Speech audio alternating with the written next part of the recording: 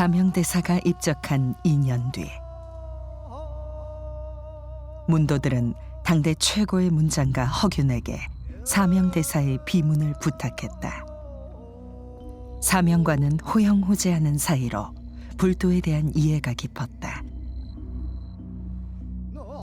이미 백성들의 가슴 속에 살아계신 분인데 어찌 나의 보잘것없는 글로 스님의 덕이 더 높아지겠습니까? 높이고자 함이 아니라 백성이 고통받는 아픈 역사를 되풀이하지 않기 위해 스승님의 발자취를 남기라는 것입니다. 백성이 위태로울 때 조선의 주인을 자처하는 사대부들은 무엇을 했는가? 백성이 맨몸으로 총칼을 받아내야 했던 통곡의 시대, 녹봉을 받는 관료도 장수도 아니었다. 지옥까지 따라가 끝끝내 자식을 구해내는 어버이, 스님은 조선 백성의 어버이였다.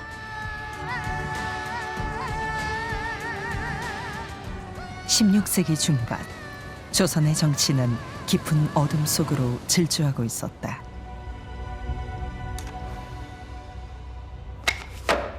감히 역모를 꾀하다니! 정열이 그자와 관련된 인물들은 모두 잡아들여라! 역모를 꾀한 자는 구족을 멸하리라! 기초곡사로 알려진 정열입 역모 사건. 3년 동안 1000여 명의 선비가 목숨을 잃었다. 일부 스님들이 연루되었고 월정사에 있던 사명대사도 무고하게 투옥되었다.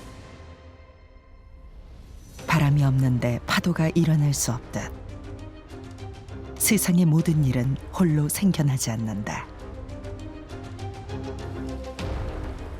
그래서 눈 밝은 이들은 종종 앞일을 예견하곤 했다.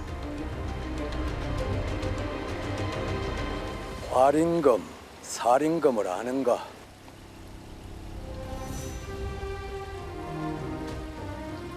마음의 칼은 제 학위에 따라 사람을 죽이기도 하고 살리기도 하죠. 비록 몸은 산사에 있어도 항시 마음속 지혜의 칼을 찾아 정진하게. 다가올 임진년은 가장 위태로운 한 해가 될 것일세.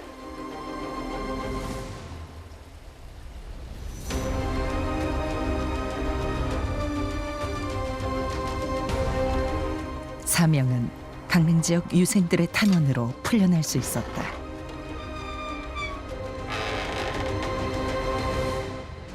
그러나 조선이 당쟁으로 골마가는 모습을 지켜보는 눈이 있었다.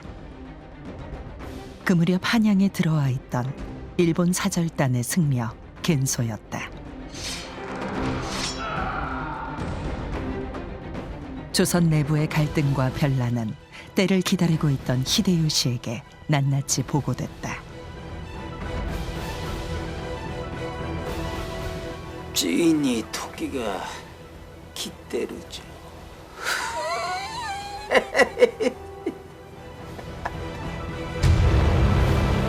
임진년 4월, 나고야 성에 집결해 있던 히데요시의 군대가 출격했다.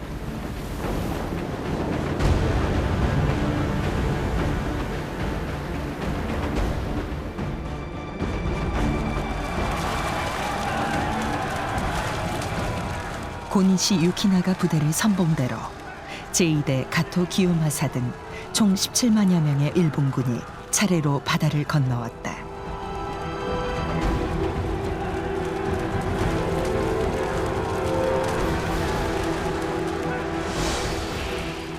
하루 만에 동래성이 무너지고 동서중앙으로 나뉜 일본군은 한양을 향해 진격해왔다. 그야말로 파죽지세였다.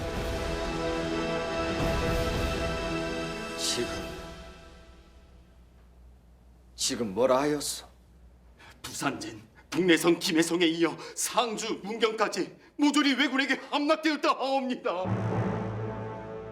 신림, 군사 8천을 내린 충주의 신립장군은 어찌 되었는가? 전하, 방금 전해온 파발에 의하면 충주 당금대 전투 또한 왜군에게 처참히 패하고 신립은 살아남은 부하들과 강물에 투신하였다 하옵니다. 이대로라면 적이 한양을 치는 것은 시간 문제이옵니다. 속히 방도를 마련하셔야 합니다, 전하. 전하! 이게 무슨 병거란 말인가? 개국 이후 200년 만에 찾아온 조선의 최대 위기였다. 도성이 함락되기 3일 전 선조 임금은 몽진길에 올랐다.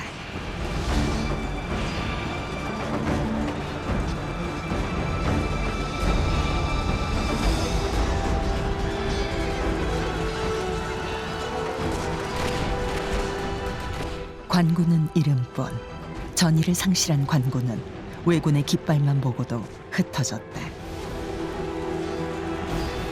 한양에 이어 한 달여 만에 평양성까지 함락당하고 만다.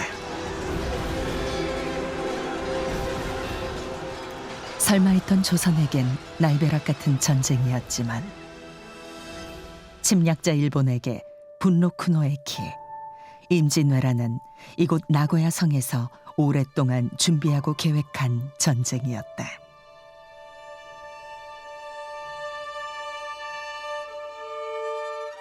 도요토미 히데요시의 가신 160명의 다이묘들이 이곳에 병영 막사를 짓고 전쟁을 준비했다.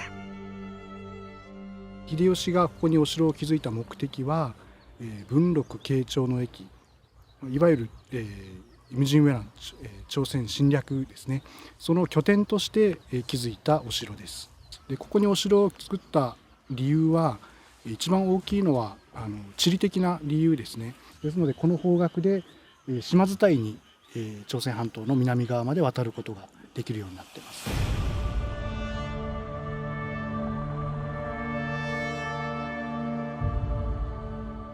히데요시를 따르던 전국의 다이묘들이 저마다 군대를 이끌고 이곳에 집결했다.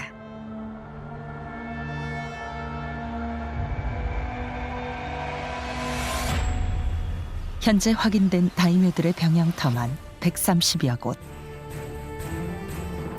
임진왜란의 발발 요인에 대해서는 학설이 한 너댓 가지 나눠져 있는데, 하나는 그 풍기수의 개인의 어떤 영웅 심리가 있고요.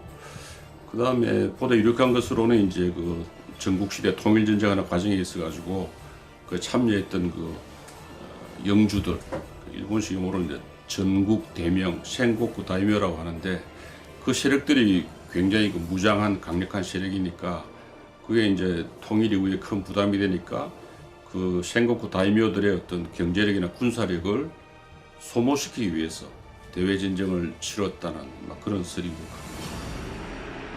출병 한 달여 만에 평양성 함락을 목전에 둔 히데요시는 기고만장했다. 그 기세를 몰아 명나라까지 치고 올라갈 것을 명령했다.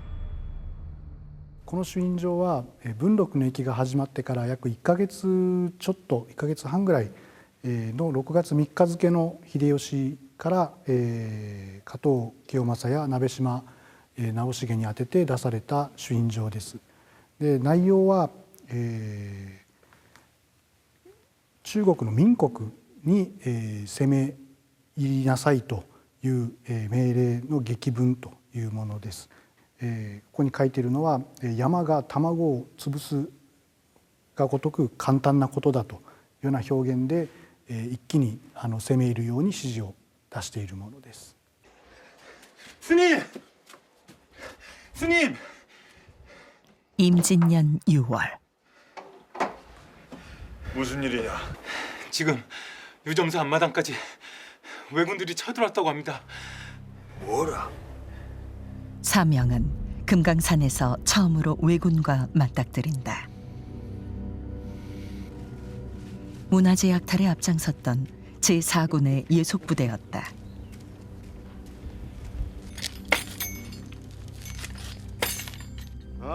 사군의 수장 모리는 기독교 신자로 십자가 길을 들고 있었지만 많은 예속부대원이 불교도였다.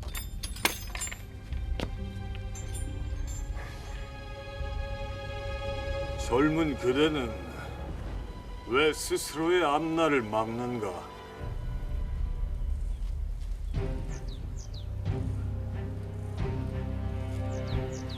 도요입니다. 장군은 능히 불교를 알만한데 어찌하여 부처님의 가르침을 따르는 스님들을 묻고 괴롭히는가? 이것이 부처를 섬기는 자의 행동이란 말인가?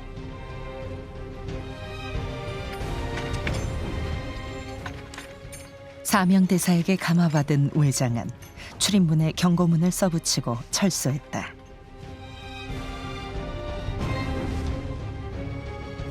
이 절에는 도승이 있으니 모든 군사는 다시 들어오지 말라. 이 일로 일본군 사이에서 사명대사는 금강산 도승으로 알려지게 된다. 사명은 고성의 주둔에 있는 왜군 본부로 찾아가 살상을 최소화할 것을 설득하기도 했는데, 그러나 전국은 이미 왜군들의 말발굽발에 유린당하고 있었다. 설득으로 해결될 수 있는 상황이 아니었다. 처음으로 목도하게 된 전쟁의 참상이었다.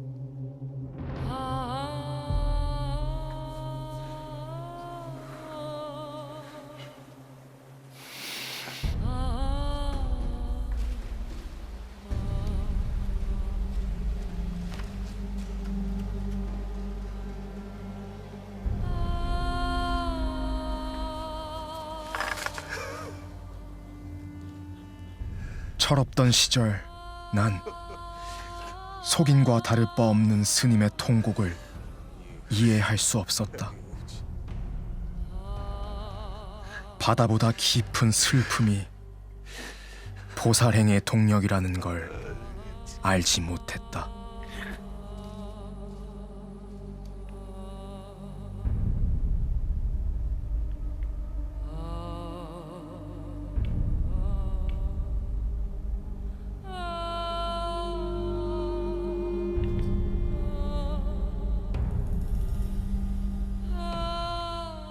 한편 신의주에 행제소를 설치한 선조 임금은 묘향산으로 파발을 띄었다. 대사, 오셨습니까?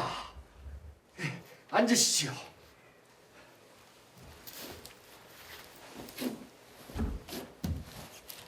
먼 길 오시느라 고생 많으셨습니다.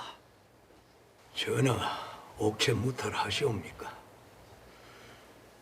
나라가 이 지경인데 조정 대신들은 여전히 당정 속에서 헤매고 군 지휘관들은 전선에서 도주하고 있다고 하니 이 작금의 사태를 어찌하면 좋겠습니까?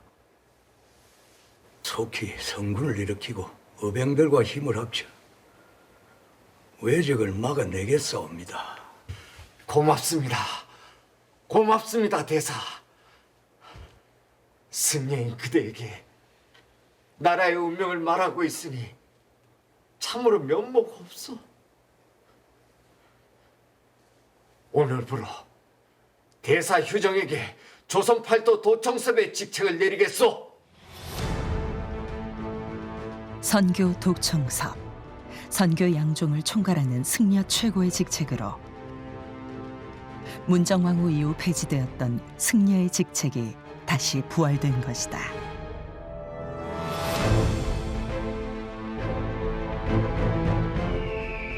강원도 고성군 건봉사, 임진왜란의 참상을 목도한 사명대사가 처음으로 승병을 일으킨 곳이다.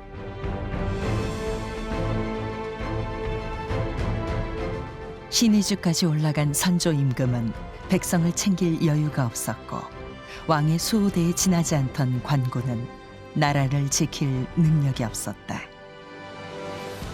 스스로 지켜야 했다. 백성을 지키고 수행터를 지켜야 했다.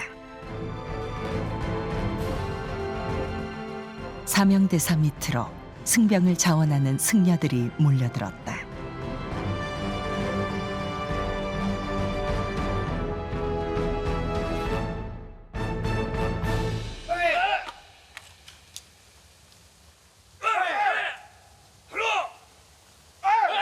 (150여) 명의 승려들이 4명의 승병 깃발 아래 모여들었다. 목탁 대신 무기를 들어야 했다. 농기구로 무기를 만들고 승병 훈련에 돌입했다. 질러! 막아! 뒷구비 돌려 막아! 길게 질러! 막아! 스님! 바로!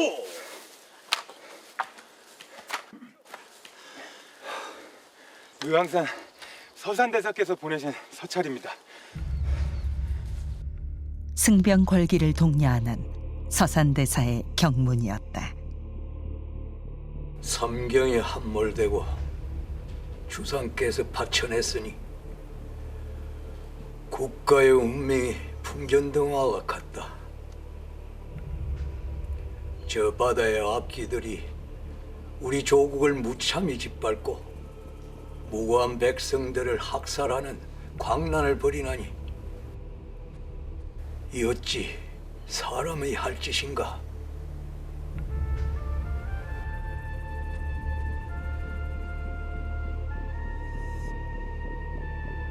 살기가 서린 저 악기들은 검수와 다를 바가 없다.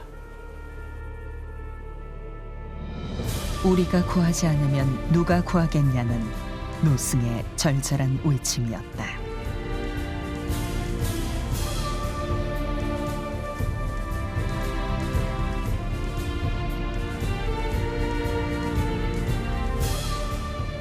백성들이 외놈들의 총칼에 죽임을 당하고 그 피가 조국을 붉게 물들이고 있어. 그대들이 살아남는 바가 조국과 백성에 대한 배신이 아니릴까.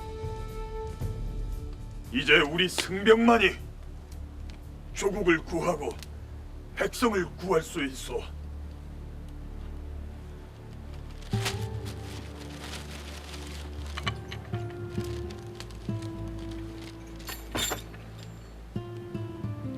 죽음 없이는 삶도 없다. 살생의 과보는 피할 수 없다. 지옥을 각오해야 할 것이다.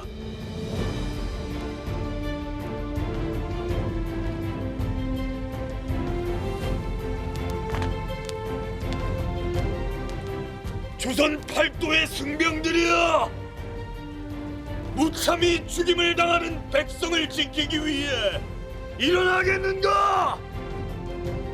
지옥을 불사하고 나를 따르겠는가? 따르겠다!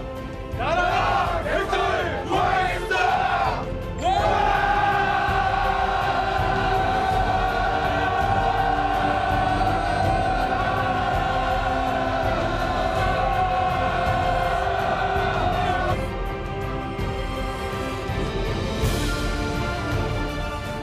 임진왜란이 발발한 지 넉 달째 1592년 8월 사명대사는 500여 명의 승병들을 이끌고 스승 서산대사가 있는 순안 승근 본부를 향해 출병했다.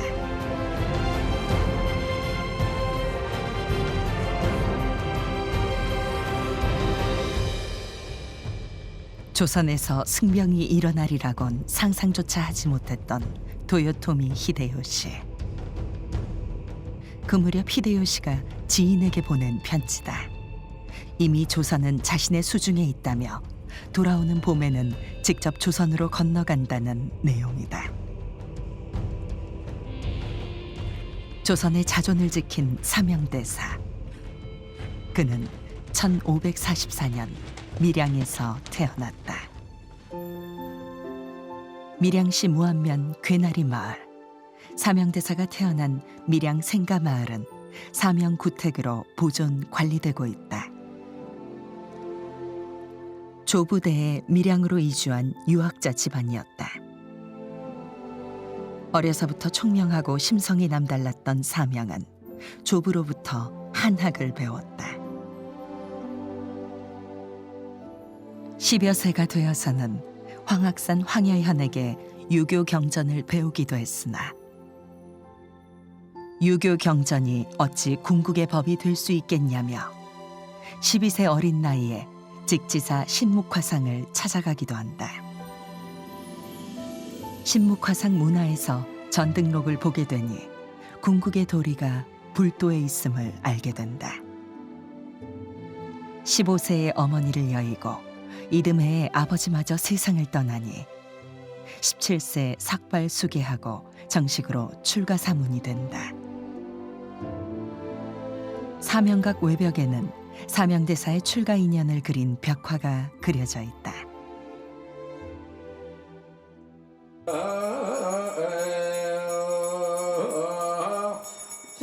지명진제 계륜고랑 벽천비와 한세보벌 묘구어창의 선문영하월 사상을 함시로 사명대사의 출가 본사인 직지사. 해마다 사명대사의 기일이면 달해제를 겸한 문화제로 사명당의 뜻을 기리고 있다.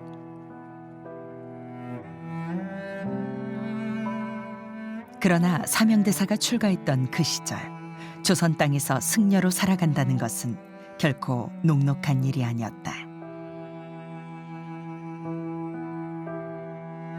조선은 유교의 나라였다. 정도전 문집인 삼봉집에는 숭유억불의 사상적 근거가 된 불시잡변이 수록되어 있다.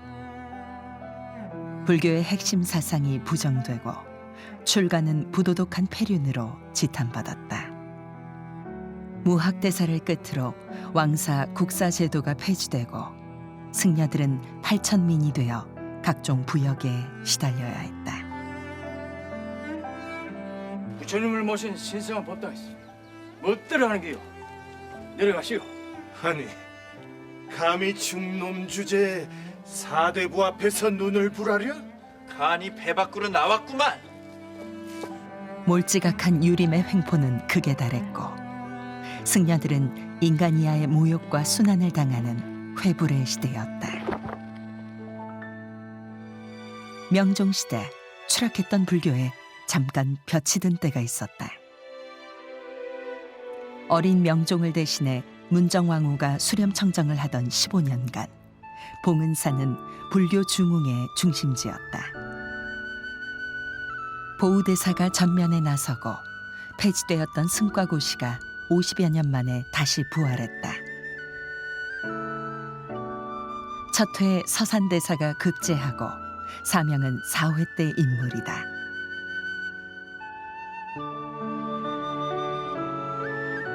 (18세의) 나이로 승과에 급제한 사명은 봉은사에 머물며 갑회를 조직하기도 한다.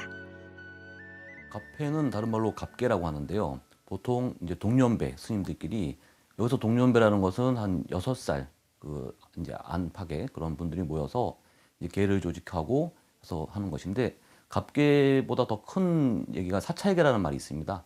근데 사명대사의 이 갑회가 그 사찰계 사례 중에서 가장 연대가 올라가는 최초의 사례라고 할 수가 있고요. 그래서 그 점에서 볼 때 사명대사가 활동하던 시기에 그 이제 선교 양종 같은 종파가 없어지고 그러면서 교단이 어떤 자구책을 만들고 해야 될 시기에 그런 길을 개척한 것으로 볼 수가 있습니다. 사명은 철저한 승려였지만 불교만을 고집하지 않았다. 나이와 종교를 초월해 다양한 지식인들과 적극적으로 교류했다. 지난번 문정왕후께서 참관하신 승과 시험에서 장원급제를 했다기에 내 어떤 인물인가 궁금해 이리 만남을 청하였소이다. 그 특출한 실력으로 관직으로 나가지 않고 어찌 불가에 귀의하셨소? 세상 그 어떤 부귀 영화보다 부처님 말씀이 소생에겐 더 크게 느껴지는 까닭입니다. 따지고 보면 부처는 본디 깨달음을 얻겠다는 욕심 아래 부모도 버리고 떠난 인물이 아니오. 그것은 자의가 아니라 인연이 다한 것입니다. 태어나고 죽는 것은 세속의 일이 돼 불법에는 생사가 없습니다. 생사가 없다. 그 말 참 마음에 드오. 뭔가 해방감이 느껴진달까. 어려서부터 서책으로 외는 것들에는 뭔 그렇게 해라 하지 마라가 많은지 내 슬슬 답답하고 질려가던 참인데 그 생사를 초월한다는 것이 좀 궁금해지는구만. 우리 이렇게 가끔 모여 서로의 학문을 나눠보미 어떻소? 네, 좋습니다.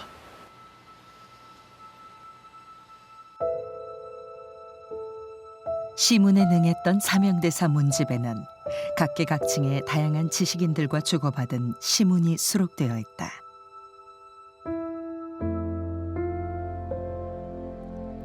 스님의 문장은 마치 검은 고 소리를 내는 것처럼 맑고 고고했다. 시문에 담긴 스님의 뜻과 정신이 고매하여 유생들 사이에 널리 전파되고 칭송하는 이들이 많았다.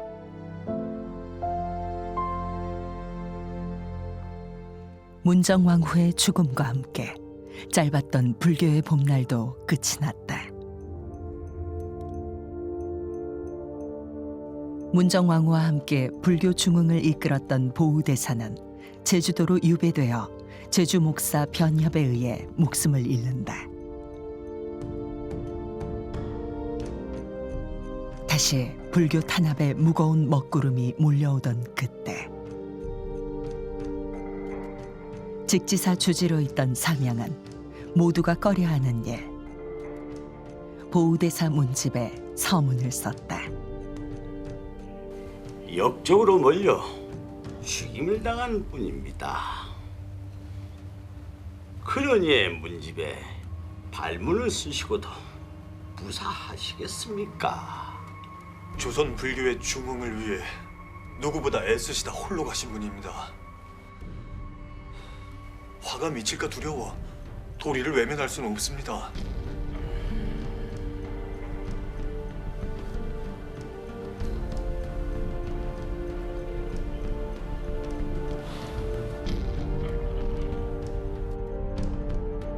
허응당집에 서문을 쓰던 이때 사명의 나이 32세.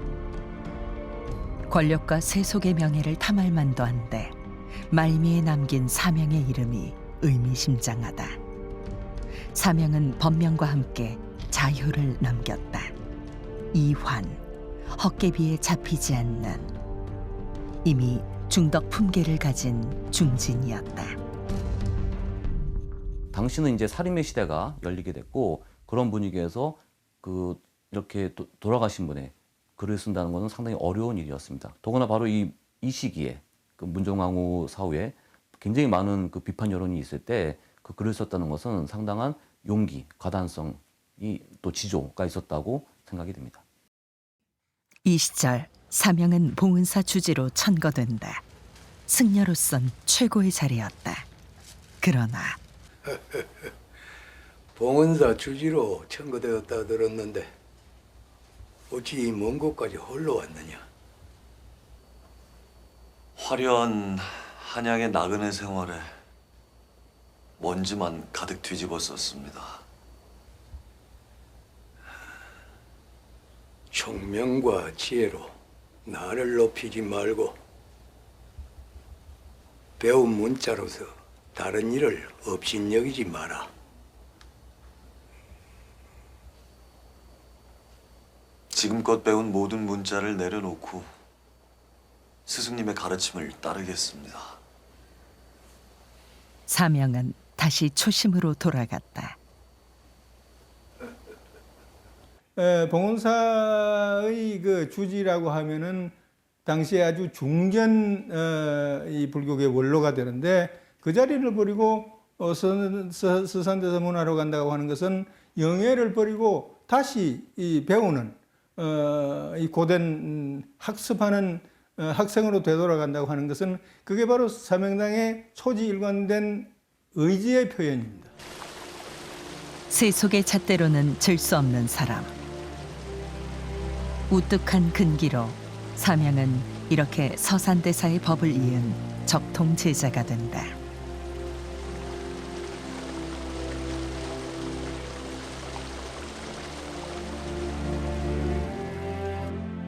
사명에 대한 서산대사의 기대와 총애는 선교석과 선교결이라는 저술로 남겨졌다.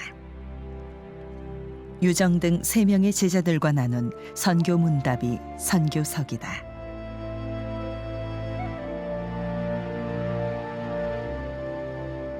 서산대사 문화에서 선의 도리를 깨우친 사명은 금강산으로 들어가 참선 수행을 이어간다.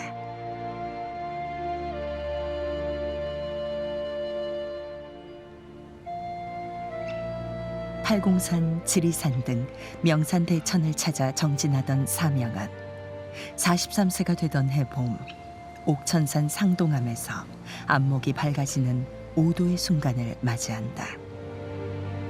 만법은 본시 허공의 꽃이라 어찌 헛되이 바닷속 모래를 셀 것인가.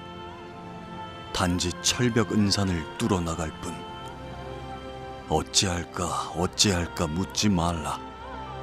부처는 내게 있으니 밖에서 구하려 치닫지 마라. 깨달음을 얻은 사명대사가 제일 먼저 한 일은 중창불사였다. 숭유억불로 사찰은 나날이 허물어지고 방치되기 일쑤였다. 오대산 월정사로 들어간 사명대사는 권선문을 들고 다니며 탁발하여 허물어진 법당을 중수했다.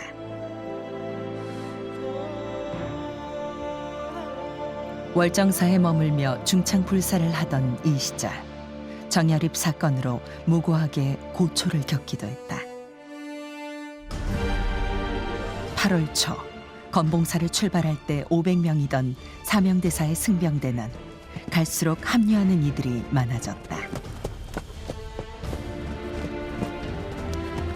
10월 초순 평양 근처 임원평에 도착할 무렵엔 그 수가 1000여 명으로 늘어나 있었다. 승병대가 합류하기 전까지 평양성 탈환은 거듭 실패하고 있었다. 명나라 원군 3000이 합세한 2차 전투에 이어 3차 공격도 실패, 암담한 상황이었다.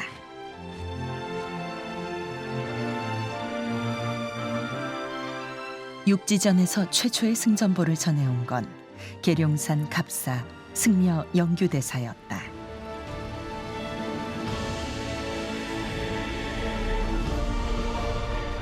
가장 먼저 승병대를 규합한 영규대사는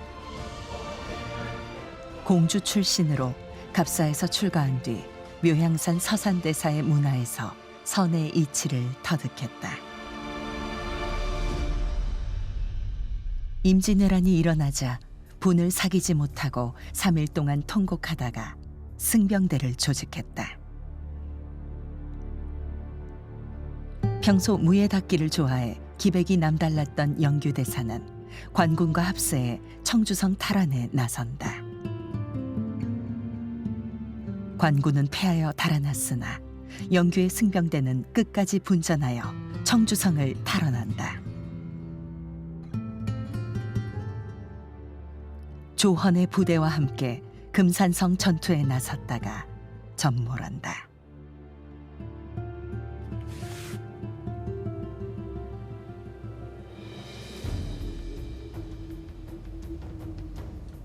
청주성 탈환 소식이 참이더냐?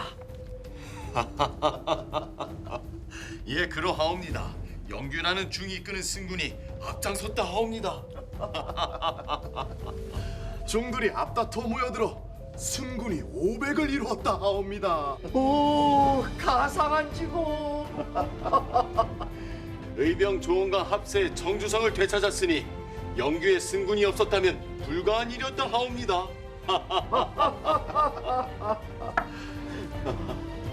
청주성 탈환을 기점으로 조선은 깨어나기 시작했다. 그 중심에 승병들이 있었다. 서산대사 휴정과 사명대사를 중심으로 조선 팔도에서 승병들이 일어났다. 승병들은 기본적으로 산속 지리에 밝았고 험준한 산길도 쉽게 오르내렸다. 계곡과 산에서도 전투가 가능했다. 적의 허리를 끊고 보급로를 차단하는 게릴라전에 유리했다.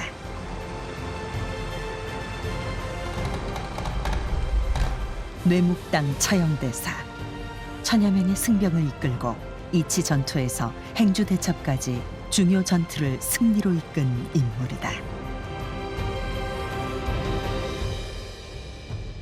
김제 금산사에서 출가한 처형대사는 사명대사와는 사형사제지간, 서산대사의 문도다.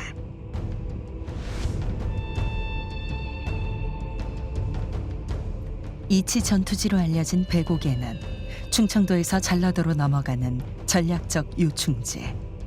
처형대사는 당시 광주 목사였던 권율 장군을 도와 이치 전투를 승리로 이끌었다.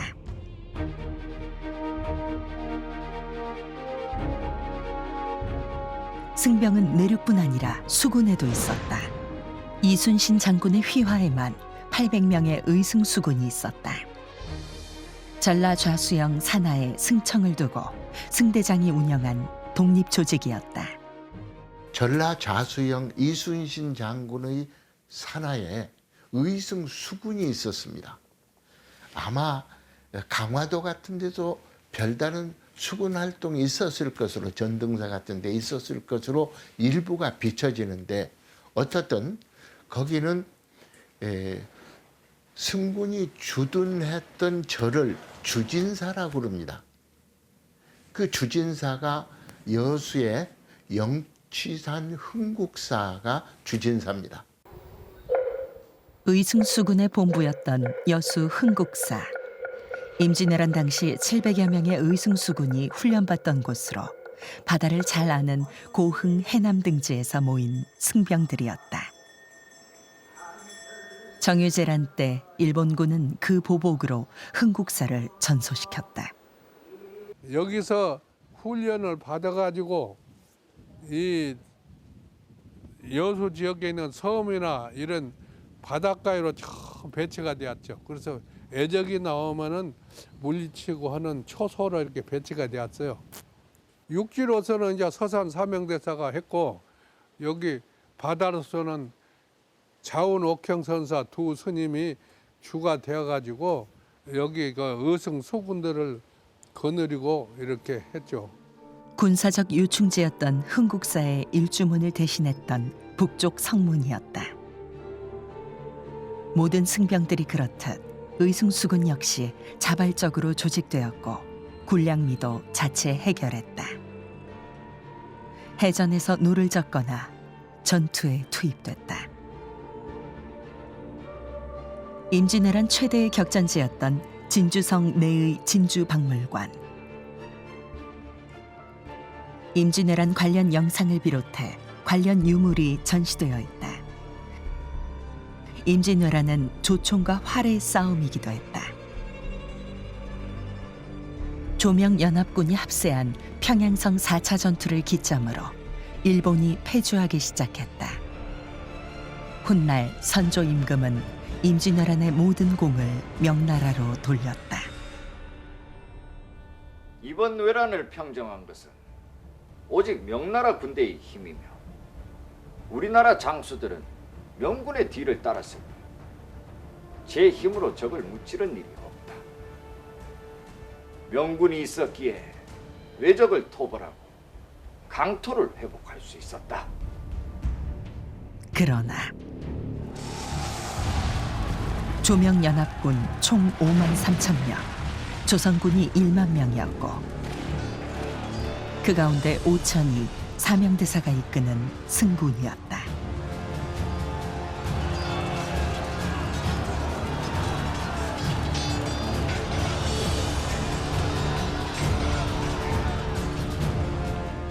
전술의 기본은 보급로 차단.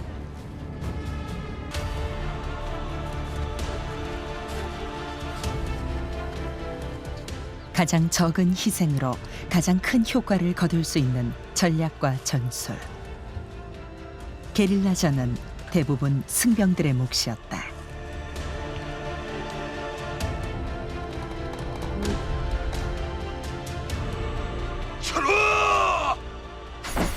지리에 밟고 산타기에 능한 승병들은 여러 지역에서 전과를 올렸다. 게릴라 전뿐 아니라 조명연합군이 함께한 평양성 전투에서 사명대사의 승병대는 모란봉 탈환의 주역이기도 했다. 평양성이 점령당한 지 7개월 만에 탈환되고 일본군은 대동강을 건너 남하하기 시작했다.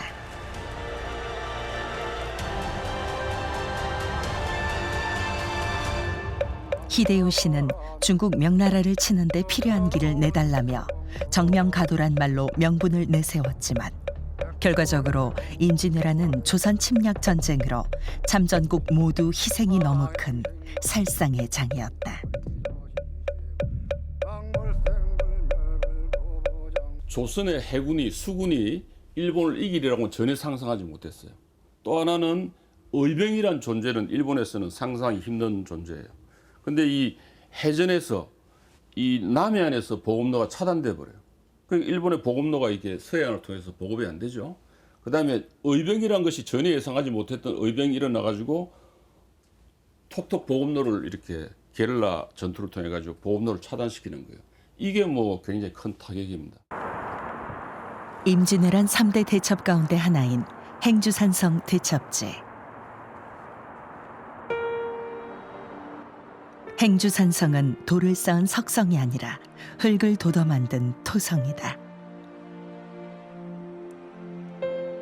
권율 장군의 지휘로 2,300명의 조선군이 3만의 왜적을 막아내고 전승했다. 배수의 진을 치고 안여자까지 합세한 치열한 전투였다. 이 전투에 처형대사의 승병대 700명이 있었다. 사투를 벌인 끝에 적을 물리친 처형대사는 행주대첩의 공으로 절충장군의 봉해지기도 했다. 관승민이 목숨으로 쌓아 올린 대첩비다.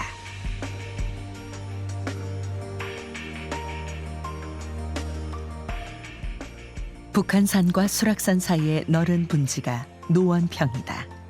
행주대첩 못지않은 대규모 전적지로 수락산 전투가 벌어졌던 곳이다. 평양성 전투에 이어 행주대첩에서 패한 일본군 5만이 한양으로 집결된 상태.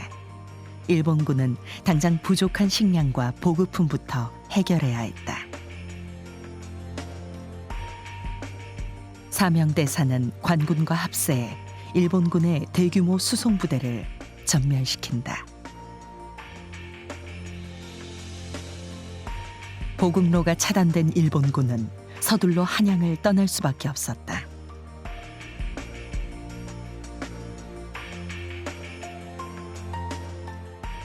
사명대사는 수락산 전투의 공을 인정받아 선교 양종 판사에 이어 당상관에 제수된다. 파격적인 일이었다. 비변사에 이르노니 승장 유정의 군사들이 매우 정예로워서 왜적을 참액하는 공을 여러 번 세웠다. 유정에게는 특별히 당상관의 직을 내려 함께 싸우는 승려들의 마음을 분발시키라.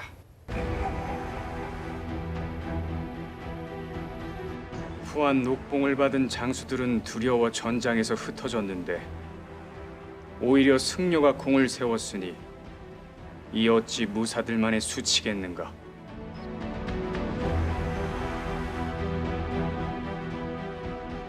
(1593년 4월 20일) 한양이 수복되었다.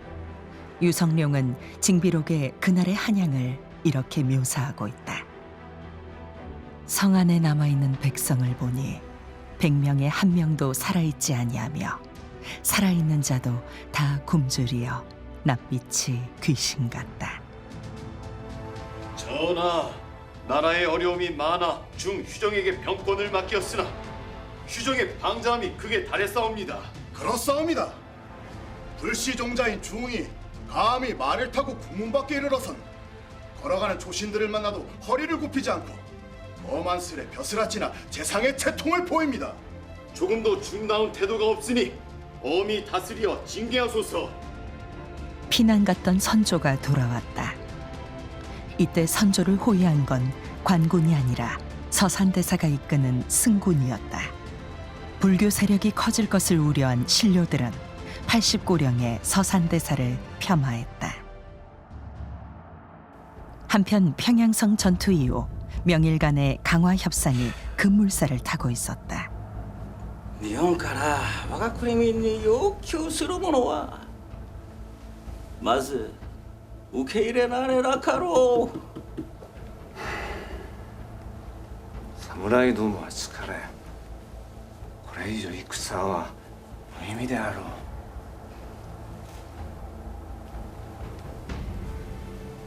朝鮮のはさておき、我々で方法を探してみよう。 고니시 유키나카는 그 대마도의 번주인 소요시토 씨의 장인으로서 스시마와 밀접한 관련을 가지고 있었고요.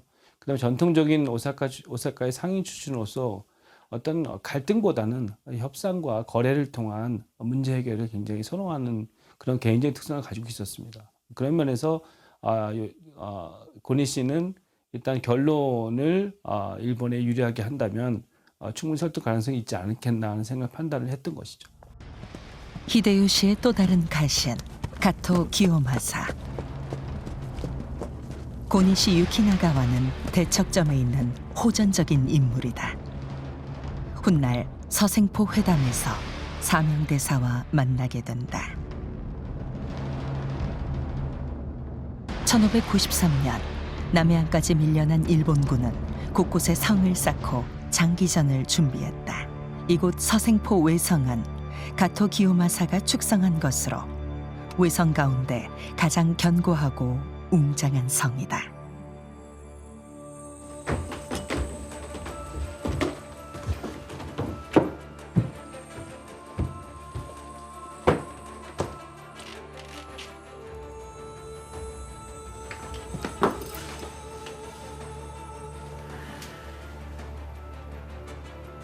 朝鮮朝廷から人を送ったと。はい。北海将軍という僧侶が地というしようとしております。朝鮮の僧侶、北海将軍だと。はい。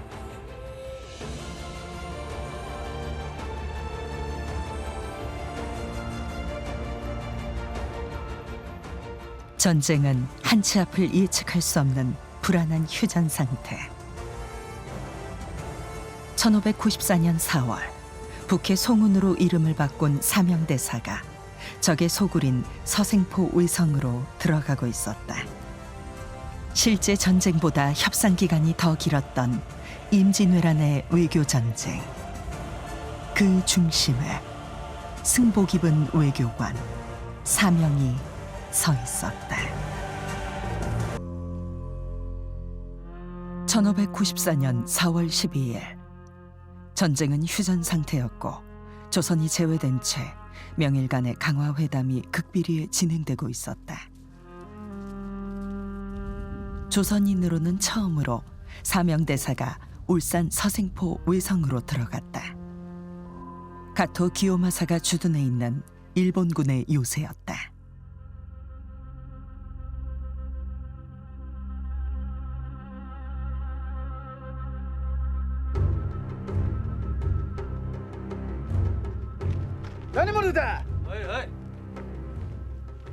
승병대장이라는 사실을 숨기기 위해 이때부터 사명은 송운대사로 이름을 바꾼다.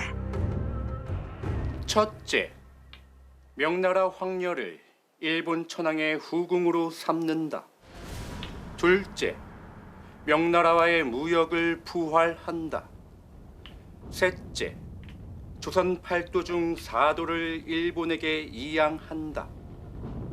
넷째, 조선의 왕자와 대신 12명을 일본의 볼모로 보낸다. 제 것이 아니거든 풀끝 하나라도 취하지 말라고 했어. 이런 협상은 절대 불가하오. そうであればまた戦ではないか。弓で鉄砲に勝てるものか。 병가의 승패는 장담할 수 없는 것이오. 고니 씨하고 심유경 사이에 협상이 이루어지고 있다는 것은 소식은 전해 듣고 있으나 구체적인 내용을 알지 못했어요. 그리고 그 저번에 깔린 의도를 몰랐던 것인데 가장 중요한 것이 조선 4계도를 분할해서 내어준다라는 그런 터무니없는 그런 조건들을 이제 알게 되었죠.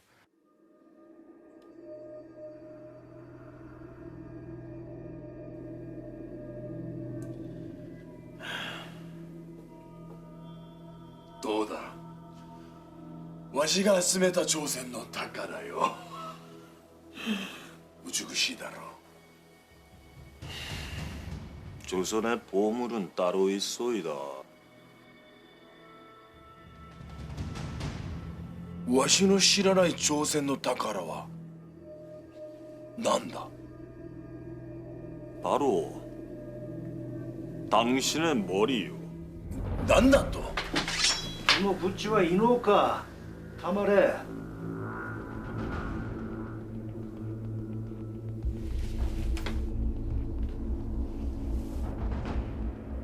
조선의 조정이 장군의 목에 금 1000냥을 걸었으니 그 목이 가히 조선 최고의 보배 아니면 무엇이겠소.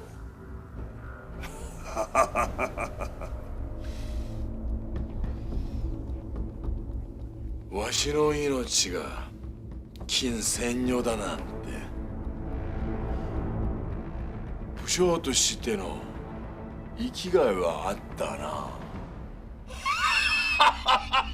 이때부터 사명은 설보 화상으로 알려지게 된다. 보물 이야기를 한 스님이라는 뜻이다.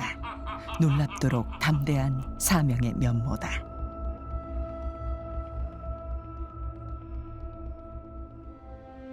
일본 구마모토현은 사명대사의 협상 파트너였던 가토의 영지로 혼묘지 뒷산에 가토의 동상이 조성되어 있다. 불교 일련종 신자였던 가토는 니신을 후원해 혼묘지를 개창한다. 혼묘지는 가토 가문의 보리사로 구마모토현에서 신으로 추앙받는 가토 기요마사의 묘가 안치되어 있다. 구마모토현의 신앙 중심지다.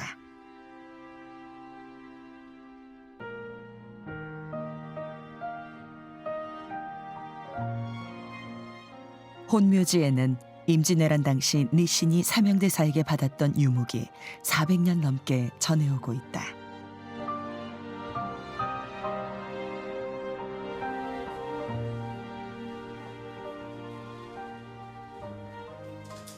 첫 번째 서생포 회담에서 사명대사가 니신에게 써준 글이다. 같은 부처님의 제자임을 밝히고 있다. 이 유목은 당시의 시대 상황이 감춰져 있다. 1594년 겨울 3차 회담이 결렬되었을 때 사명대사가 니신에게 보낸 글이다. 명나라와 일본 간의 그 회담이 거의 끝나갈 무렵에 키요마사가 자기가 혼자 누락되지 않았나라는 불신감이 굉장히 클 때라서 만나주지를 않습니다. 이 만나주지를 않는 상황에서 사명당까지 의심을 받고 있는 상황에서 사명당이 나는 그런 사람이 아니다. 그리고 내 마음을 갖다가 오픈할 수가 없는 이 상황에서 그렇지 않더라도 니신 당신은 나를 알고 있지 않느냐. 오해하지 말아라라는 진정한 자신의 지금 안타까운 심정을 갖다가 글로 이렇게 표현한 글이라고 할 수가 있습니다.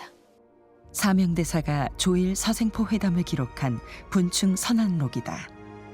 명일간 비밀 회담으로 국토 분할 위기에 놓였던 조선은 사명대사의 외교력으로 위기를 넘겼다. 회담 보고서와 함께 임금에게 올린 상소문도 수록되어 있다. 특히 4차 회담 후 올린 정유상소에서 사명대사는 싸워도 위태롭고 싸우지 않아도 위태로우니 그럴 바엔 죽기를 각오하고 싸우는 것이 오히려 사는 길임을 주청하고 있다. 그러나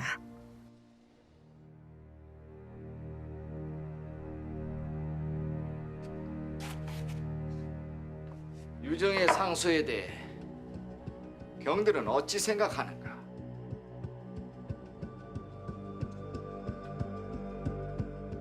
전하, 유정이 비록 적지에 드나들었다고는 하나 한낱 중의 소견이옵니다. 7만원 세력이 없이 치다가 적의 분노만 산다면 막아낼 형편이 못 됩니다. 우선 명나라 원군이 오기를 기다리는 것이 좋을 듯하옵니다. 조정은 자주 국방에 의지가 없었다. 임진왜란 당시 영남 승군 본부가 있던 팔공산 동화사. 사명대사가 영남 도총섭으로 머물러 사실상 승군 총사령부 격이었다. 동화사 성보박물관은 교지를 비롯해 사명대사 관련 유물이 보관되어 있다. 그 중에서도 눈길을 끄는 것이 여러 종의 직인들이다. 팔도 승군을 지휘하며 사명대사가 사용했던 직인들이다. 임금과 조정 대신이 명나라만 바라보고 있는 동안 사명대사는 승병들과 함께 일본의 재침에 대비했다.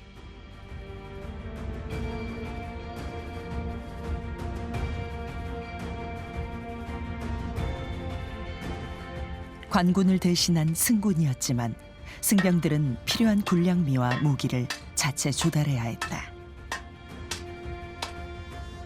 휴전일 때는 군량미를 마련하기 위해 산을 개간하거나 한 곳에 모여 무기를 만들고 훈련했다. 고니시 유키나가와 심유경이 도모하고 있던 명일교섭은 성공하는 것처럼 보였다. 그러나 명나라와 화의교섭을 성공시켜 공을 세우고 싶었던 고니시 유키나가는 심유경과 결탁해 무리수를 두게 된다. 관백 항표를 조작한 것이다. 도요토미 히데요시가 명나라에 항복한다는 가짜 항복 문서였다. 관백 항표뿐 아니라 명일 양국의 국서가 조작되고 있었다. 결국 히데요시도 사건의 진상을 알게 된다.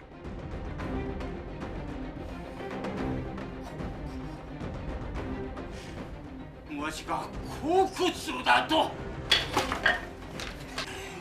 急いで朝鮮ね出撃してみんな殺しにせよ。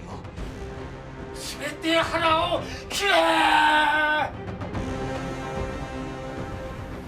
본국으로 돌아갔던 왜군이 다시 바다를 건너오기 시작했다.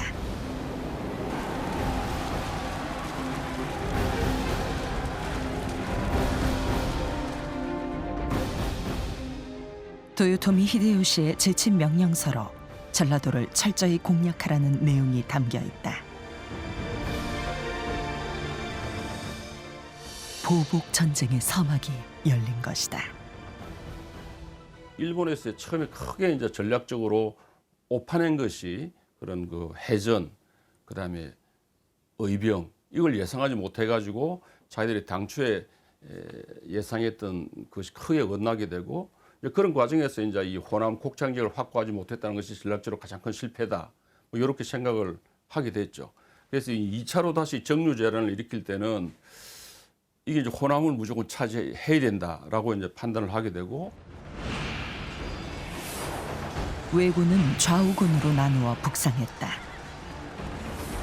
전라도를 도륙내고 한양까지 올라가는 계획이었다. 직산 전투에서 조명연합군에게 참패하기 전 남원 전투가 있었다. 조명연합군이 남원성을 지키고 있었지만 고니시 유키나가 군대를 비롯해 수륙 전군이 합세해 총공격에 나섰다. 일본군 5만 6천, 조명연합군 4천이었다. 나흘 밤낮을 버티고 남원성이 함락되었다.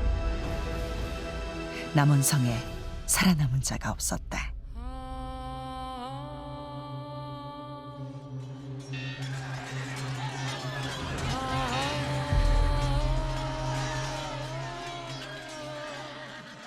남녀노소를 가리지 않는 학살의 현장이었다.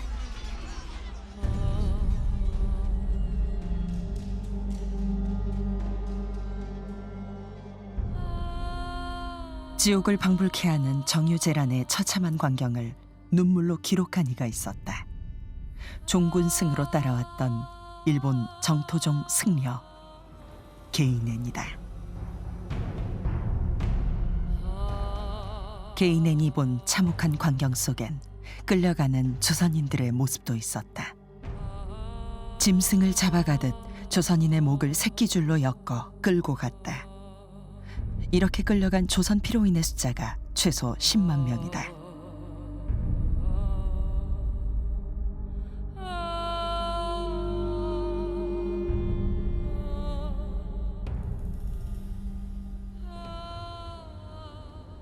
게이넨은 일본 오우이타현 우스키시 출신으로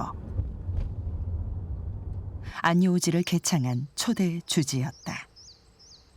우스키 성주의 요청으로 60이 넘은 나이에 종군했다.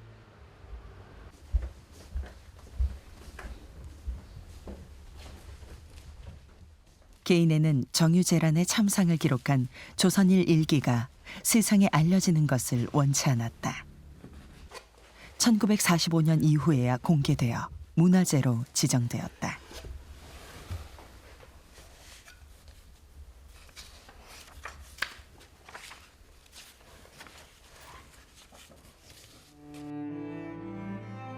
정유재란이 발발한 1597년 6월 24일부터 우스키로 돌아온 이듬해 2월 2일까지의 일기다.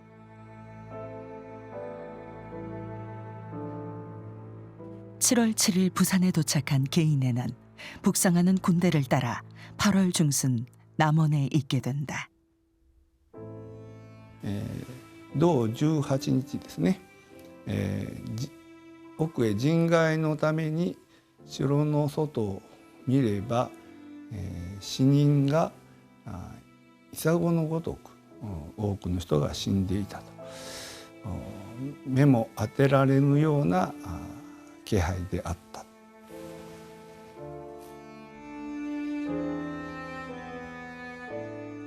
정유재란의 참상을 밝히는 또 다른 증거 자료, 코 영수증이다.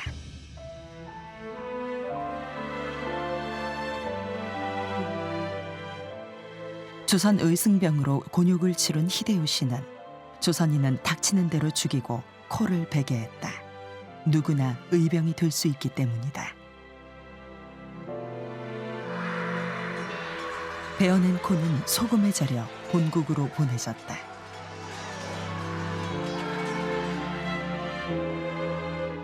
그렇게 모인 만여 개의 조선인 코가 묻힌 무덤이다.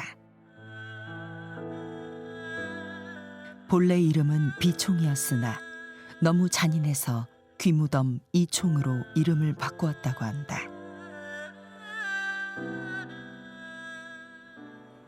一つは戦場で日本側が勝っているということを知らせる意味で、もう一つはそういう犠牲になった人々の霊を慰めて、秀吉は大変慈悲深い人であるということを印象づけるためにやったんだということは、これは清少正代自身が記録日記に書いてるんですね。 섬진강을 피로 물들인 석주간 전투는 화엄사 스님들이 주축이 되어 왜군과 벌인 혈전이었다. 정유재란 때 가장 치열했던 의승병 전투시 가운데 하나가 구리의 석주관이었다.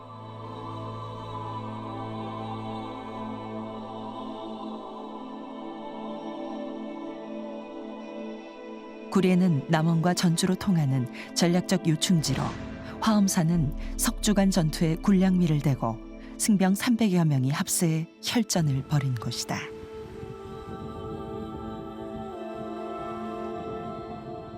석주간 전투지에 세워진 724 사당. 석주간 전투에서 순절한 7명의 의병장 묘가 안치되어 있다.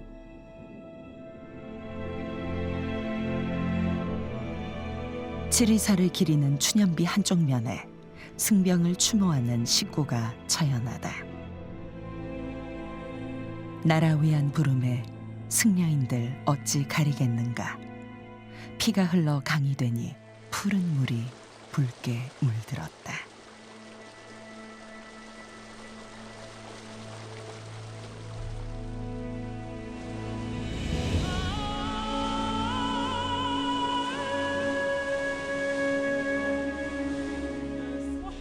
정유재란 때 일본군은 그 안가품으로 화엄사는 물론 화엄사에 소속된 81암자를 전소시켰다. 그때 불타버린 장육전은 훗날 새로 세우며 각황전으로 바뀌었다.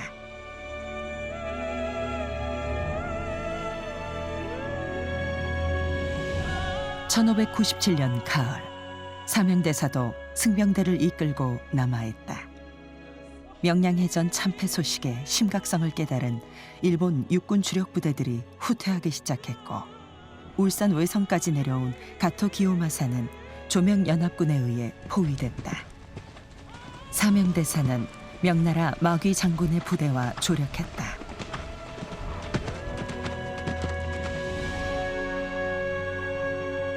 조명연합군은 보급로를 차단했다. 당시 일본군이 보유하고 있던 식량은 이틀 분량이 전부였다. 무서울 것이 없는 젊은 외장 가토 기요마사에게 울산 외성 고립은 뼈아픈 교훈을 남겼다.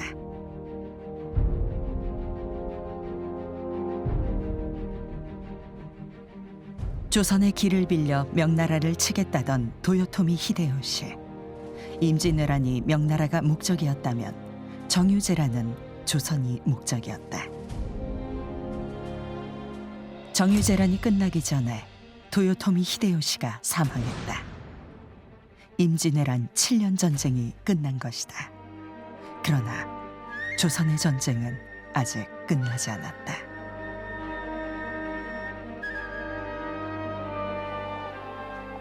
정유재란 때 가족과 일본으로 끌려갔던 강항이 돌아왔다.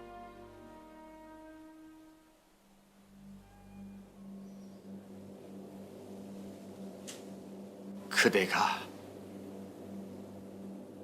외국에서 보낸 상소는 잘 받아보았노라. 적국에서 얼마나 고초가 많았는가. 전하, 강제로 끌려간 조선 피로인의 수가 어림잡아도 무려 10만에 육박하옵니다.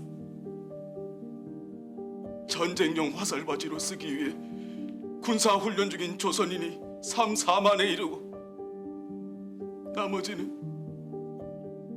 헐값의 노예로 팔리고 있습니다. 소신 오직 그들의 피 끓는 아픔을 본국으로 전하기 위해 제 식소를 따라가지 못하고 길긴 목숨 지금까지 부여잡고 왔사옵니다. 구보가 살피옵소서. 영광이 내려가 있던 강항은 정유재란 때 식솔과 함께 일본군의 포로로 잡혀간다. 온갖 수모와 고초를 겪다가 1600년에 돌아왔다. 간양록은 강항이 조선 피로인으로 일본에 있으면서 보고 들은 적국의 실태와 생활상을 낱낱이 기록한 책이다. 조선 피로인들의 삶과 직접 그린 일본 지도가 수록되어 있다.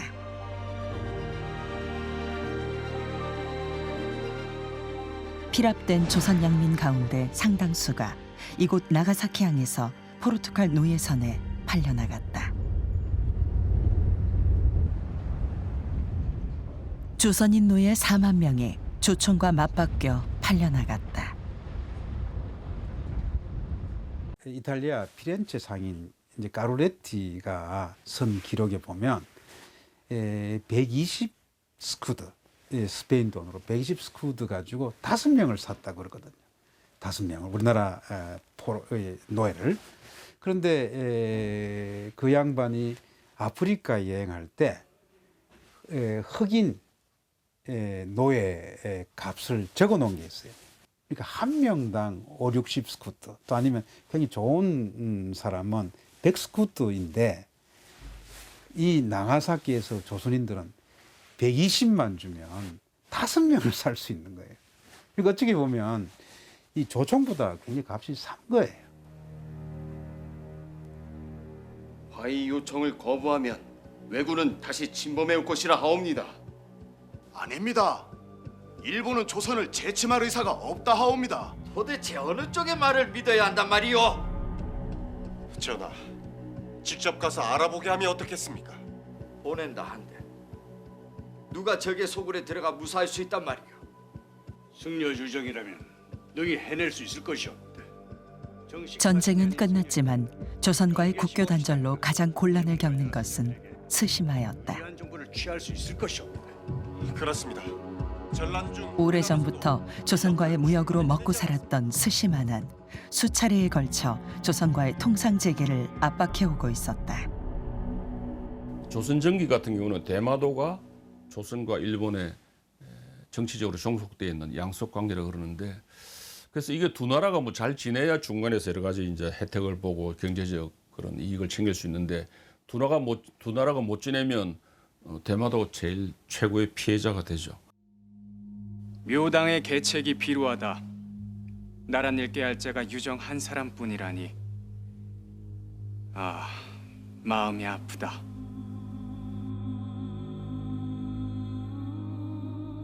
삼정승이 못하는 일을 대신해서 적국으로 떠나는 사명에게 사대부 관료들은 저마다 송별시를 보내왔다.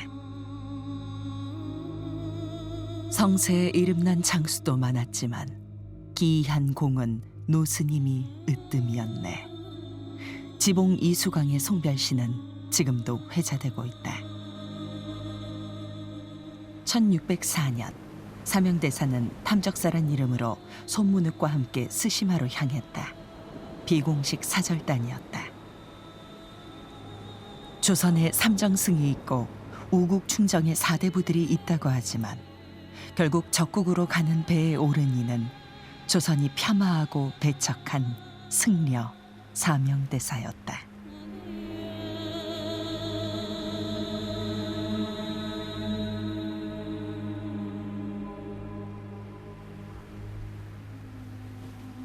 우리로서는 당연하게 그 일본의 사제가 먼저 있고 난 다음에 우리가 뭐 사제를 갖다가 파견하고 해야 되는데, 일본으로부터는 아직 정식적인 사과, 달리 말하면 국수를 통한 사과가 전혀 이루어지지 않았지 않습니까?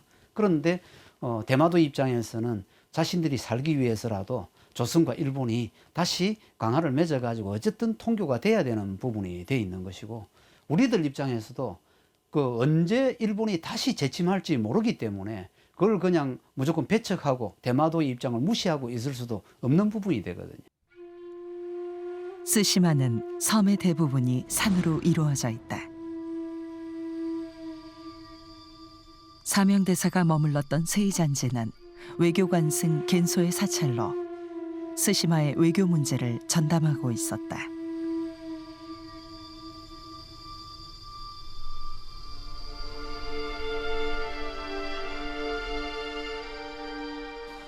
세이잔지 주지 겐소는 능력 있는 외교승으로 명일 강화교섭에서 통역을 맡기도 했다.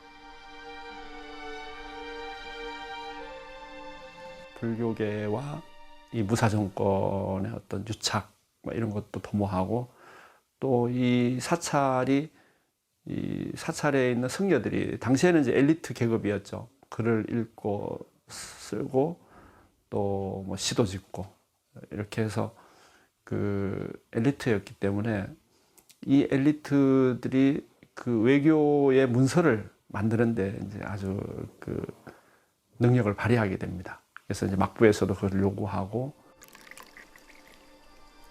사명이 지닌 공식 문서는 예조 참의가 스시마 도주에게 보내는 대막의 유서 한 장뿐이었다. 이 산승이 바다를 건너온 이유는 하나요. 나라가 망하는 것보다 더 안타까운 일은 우리 조선의 남녀가 외국으로 끌려와 불임을 당하고 있는 것이오.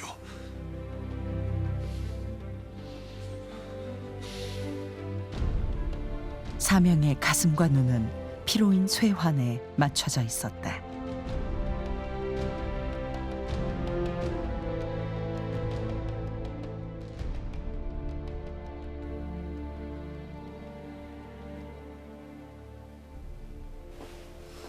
대사, 난감하기 이루 말할 수가 없습니다. 아니 무슨 일이시오? 대사께서 오셨다는 소식을 듣고 숙소 문 밖에 잡혀온 조선인들이 몰려와 통곡하고 아우성이니 조선에 돌아갈 때 데려가겠다. 그렇게 일러 간신히 돌려보냈습니다. 대사님, 저는 임난 때 경북 상주에서 끌려온 서희라고 하옵니다. 아니, 그대는 조선인인가? 대사님, 지금 외에는 귀족이든 평민이든 집집마다 조선인 노비가 없는 집이 없습니다. 노비로 군사로 불임을 당하다 죽임을 당한 조선인도 셀 수가 없습니다.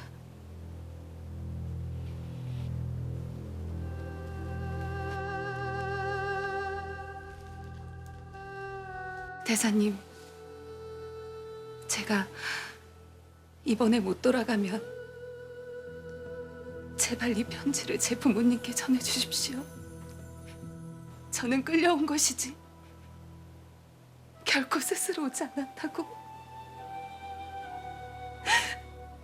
살아생전 부모님 다시 뵙기 위해서 이 질긴 목숨 부지하고 있을 테니 부디 살아만 계셔달라.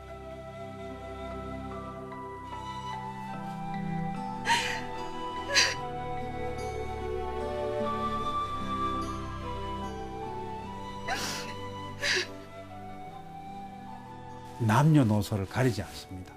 왜 그러냐면 일본에서는 이 전쟁 수행을 하면서 일본 쪽에서도 희생자가 나올 거 아닙니까? 그래서 일손이 부족하죠. 그래서 남녀노소를 가리지 않고 갑니다. 심지어 더 심한 말을 하면 일본의 사무라이 계층의 고위 계층 같으면 자기 집 아이가 자라나잖아요. 그 자라날 때 그 아이들을 위해서 선물로 가져간 게 우리나라 조그만 자기 또래의 아이들 잡아가서 선물로 가져가서 주기도 하고 했었어요.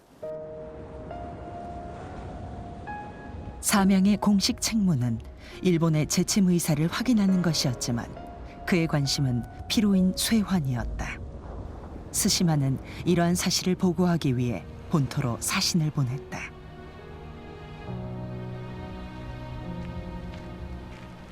송은대사,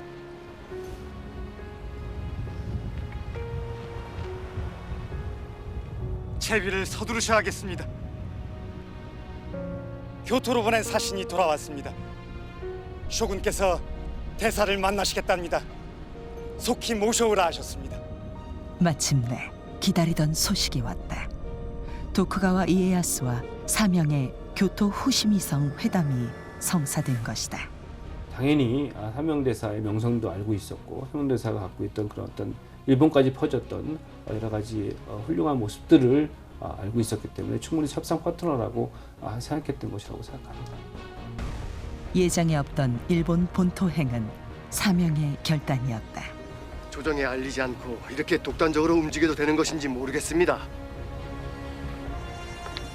사정이 일이 절박한데 연락선을 띄우면 언제 돌아오겠소? 하루라도 빨리 단판을 지어 백성부터 구해야겠습니다.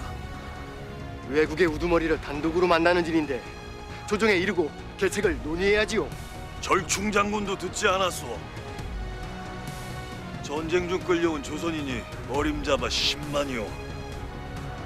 끌려온 우리 백성들을 조총과 맞받고 먼 나라에 노비로 팔아먹고 있다지 않소. 지금 우리 백성의 목숨보다 중요한 것이 무엇이란 말이오? 조선을 떠나올 때 선조는 만약의 사태를 대비해 작은 연락선을 딸려 보냈다. 그러나 선조와 조정 신료들의 성향을 잘 알고 있는 사명은 연락선을 띄우지 않았다.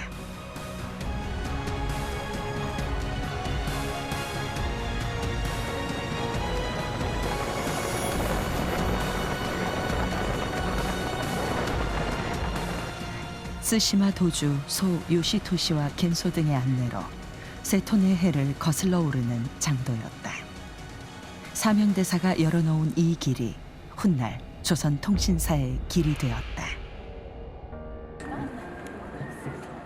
1604년 사명대사가 본토에 들어간 이때 일본은 역사적 전환점을 맞고 있었다.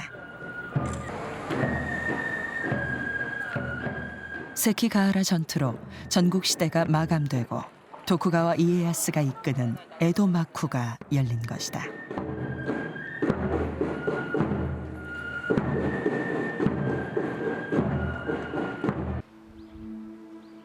교토에서 사명대사가 머물렀던 절이다. 사명은 에도 막부의 관승 사찰인 오산 십찰에 머물지 않고 1년종 사찰인 홈포지에 짐을 풀었다.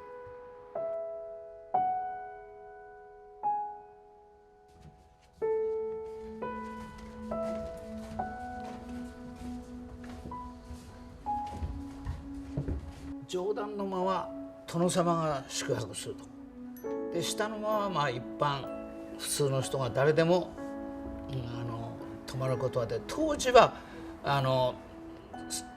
殿様しか泊まれませんけど、ここは下の段は上段の下の段は誰でも全部泊まれるようになってますので、将軍大使は、おそらくここへ泊まったんだと思います。 일본에서 사명은 이미 설보화상으로 잘 알려진 조선의 고승이었다. 사명대사를 만나기 위해 승려뿐 아니라 학자들이 홈포지에 줄을 이었다. 임재종 총본산인 상국사에는 당시 최고의 권력승 세이쇼 조타이가 주지로 있었다. 도쿠가와 이에야스는 본말사 제도인 사원법을 시작으로 불교를 정치화하고 있었다. 에도 막부의 권승 세이쇼 조타이는 우리에겐 서소승태로 알려진 외교승이다. 도요토미 히데요시 때부터 검은 옷의 재상으로 불리던 인물로 도쿠가와 이에야스에게도 등용되어 정치 외교 고문 역할을 하고 있었다.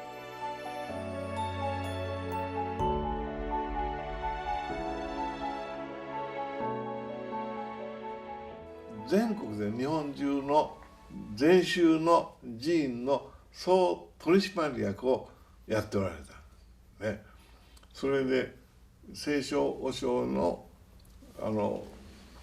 命令でいろんなところお寺をなくすお寺を建てる両方総六職の許可がいったんですね。だからすごい権力を持っておられましたですね。 쇼코쿠지 소속감자인 킹카쿠지의 본래 이름은 로코운인이다. 세이쇼 조타이는 쇼코쿠지 분원인 로코운인 법회에 사명대사를 초대했다. 법회 후 오산 승려들과 시회 자리를 마련하기도 했다. 당시 일본은 승려들의 선시를 중심으로 오산 문학이 만개한 때였다. 임진왜란 때 국사 자격으로 종군하기도 했던 세이쇼는 평소 조선인을 하찮게 여기고 멸시하던 인물이었다. 그러나 사명대사에게 깊이 경도되었다. 日本の禅僧たちは将軍大師が日本に来られた時に大変な朝鮮から高僧が来たと、高い地位の禅宗の僧侶が来たと。 自分たちも禅宗の僧侶ですからぜひとも交流したいと。そして詩を書いてください書を書いてくださいと頼むわけです。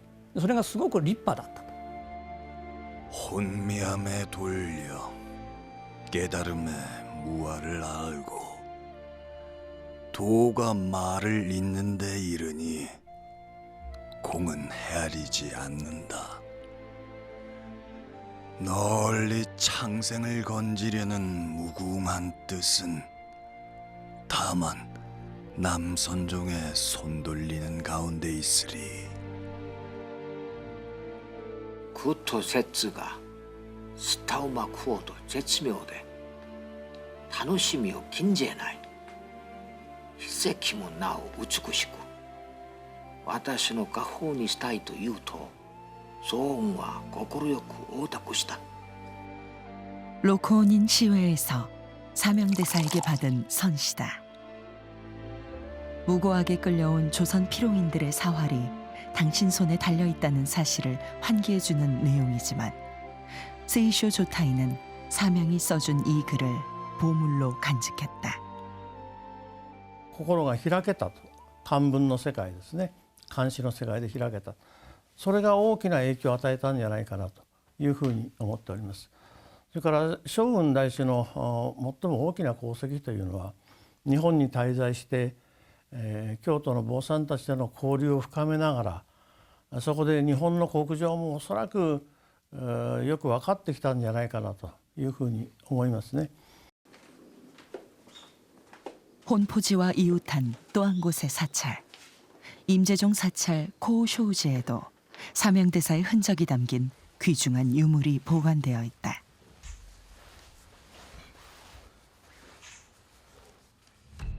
자순 불법록.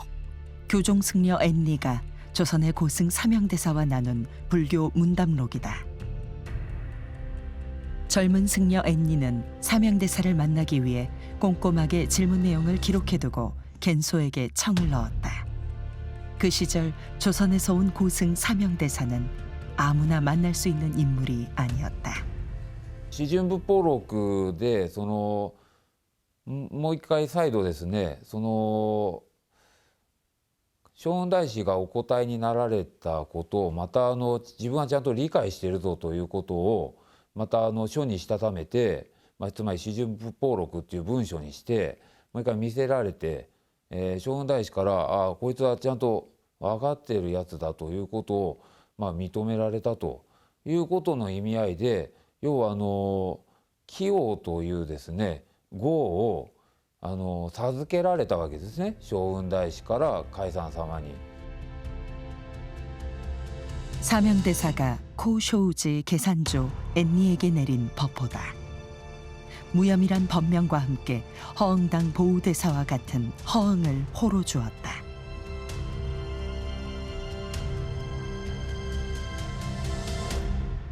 그러나 교토에 온 지 석 달이 지나도록 이에야스와의 만남은 이루어지지 않고 있었다. 지루한 기다림이었다. 매화는 벌써 지는데 돌아가지 못하니 바다나라 봄바람에 애만 끊어지누나. 도쿠가와 이에야스는 회담 전에 자신의 세를 과시했다. 아들 히데타다와 함께 교토로 들어오는 행차를 조선 사절단이 참관하도록 했다. 8만 병력이 동원된 대규모 무력 시위였다.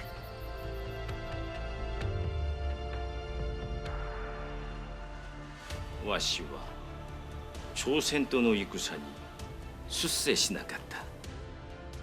わしは決して朝鮮とあだをなったことがない。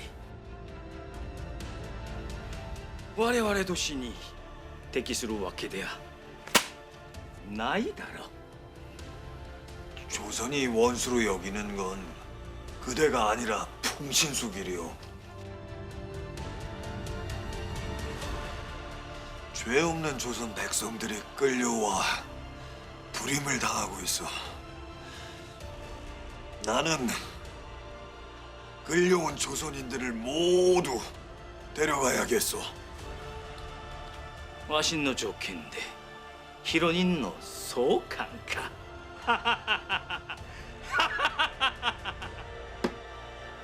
大使の言うな慈悲であろう。まあそういたそう。みんなを戻してやろう。 비공식 회담이었지만 사명대사는 얻어야 할 것을 모두 얻었다.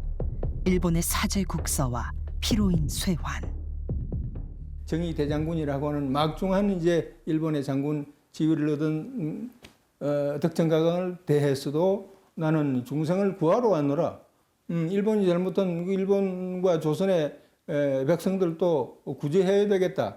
이런 이 얘기를 대담하게 할 수 있었던 것은 사명당이 성녀로서의 양심과 책임과 그 용기가 용솟음치는 그런 입장에서 뭘 속일 게 없는 것입니다.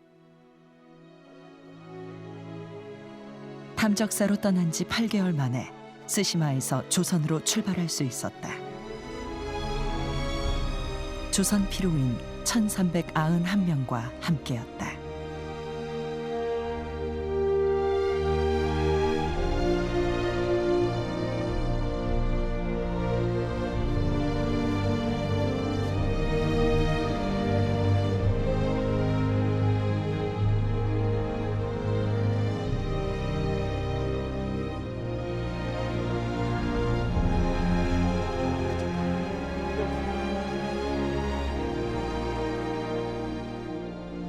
크고 작은 48척의 배에 나눠 싣고 출발했다.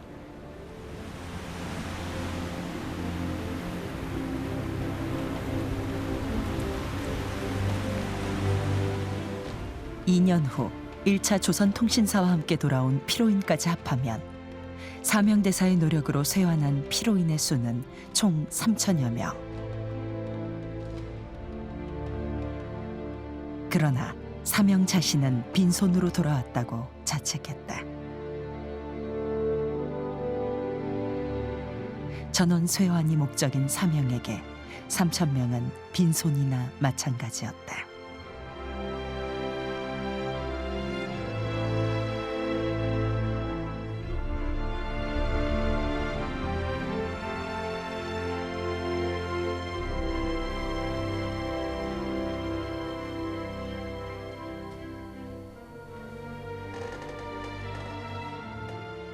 일본에서 돌아와 오대산에서 몸을 추스린 사명은 늦가을이 되어서야 비로소 스승의 영정 앞에 설 수 있었다.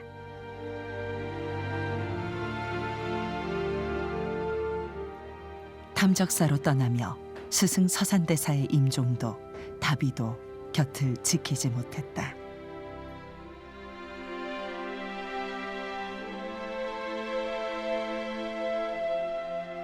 스승님의 입적을 지키지도 못하고 떠나간 먼 곳에서 널리 생명을 구제하라는 스승님의 유지 또한 충분히 받들지 못했습니다. 부디 마지막 한 명의 피로인까지 생還할 수 있도록 힘을 주소서.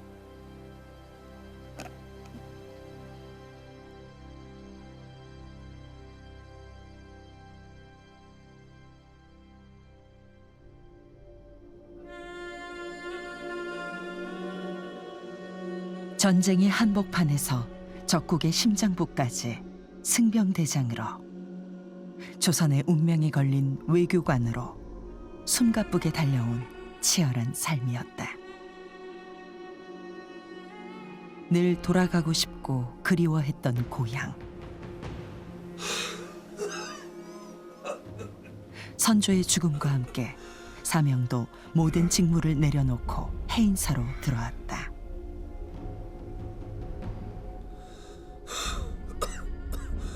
이미 늙고 병든 몸이었다.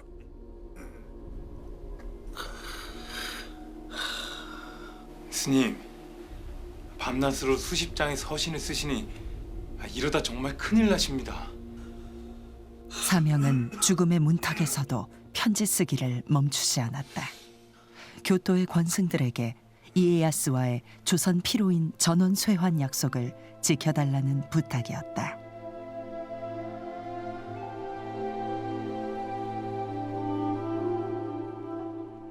1610년 8월 26일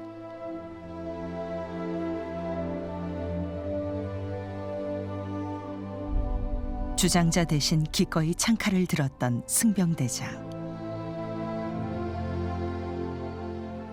두려움 없는 초탈의 경지에서 상생 외교를 펼쳤던 승복 입은 외교관.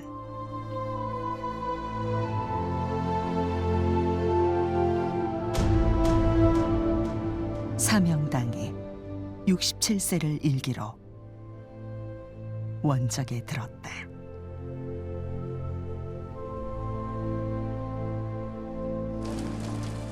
(3개월) 뒤 사명대사는 해인사 홍제암에서 답이되었다. 뇌묵당 처형대사는 사명직 서문에 그날의 풍경을 이렇게 수레했다. 화장하는 날에는 사방에서 사람들이 구름처럼 모여들어 슬프게 사모하며 기절하는 이들도 있었다. 마치 부모상을 당한 것 같이 슬퍼했다.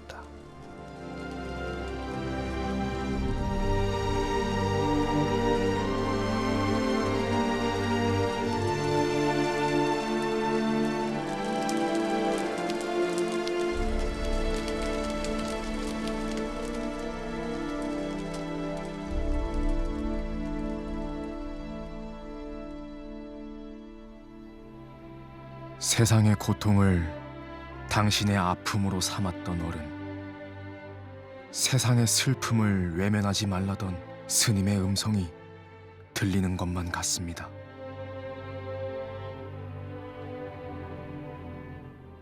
자통 홍제의 존자,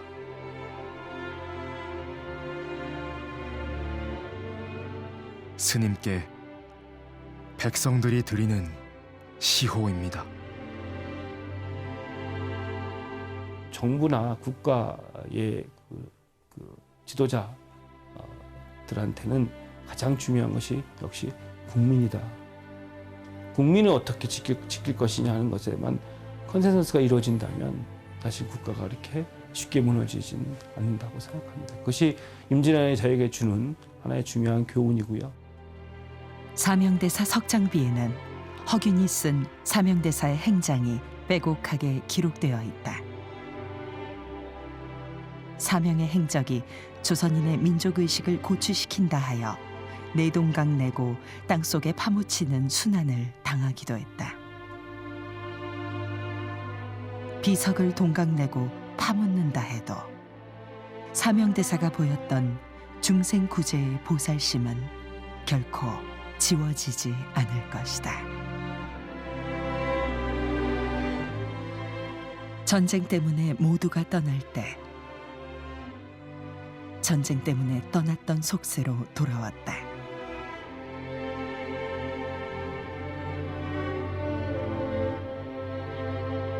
모두가 외적의 재침을 두려워할 때 적국의 심장부로 깊이 들어갔다.